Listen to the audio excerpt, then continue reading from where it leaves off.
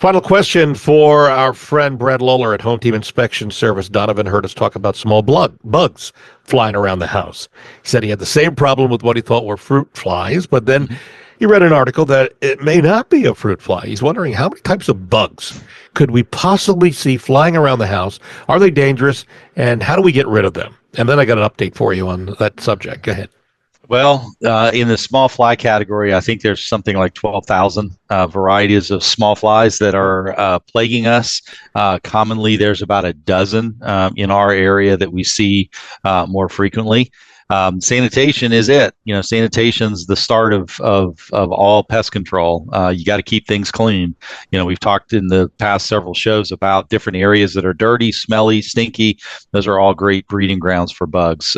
These drains that dry out are access points. Grease and slime and sludge that are in sinks and other areas of a house. Those are all places that will attract the flies. Flies will also, these small flies, we see them on fruits and we see them on plants that have been brought in for the winter, coming out of the dirt. So those are all the starting points for flies, just keeping things as clean as you can before you put down any sort of chemical. I know we've had some good success with those Zevo fly lights here. They've been working well. They're a little pricey, but they're really effective for those small flies. And then, there's natural treatments like just a little bit of vinegar that will often draw them in. And that's what my update was on the Zevo. I had bought a couple of months ago, two of them, about $36 on Amazon. And I have to tell you, you're right, Brad. They do work really well. And I actually replaced the inserts, which were relatively inexpensive, about $9 or two, and pulled the other ones out. And if you turn them over, you see there's a lot of little gnats, things, flies, and all. So it does a decent job. Check that out, Zevo, Z-I-V-O. Right. We don't own any stock in it, but you just need to know about that. Here's something that actually works.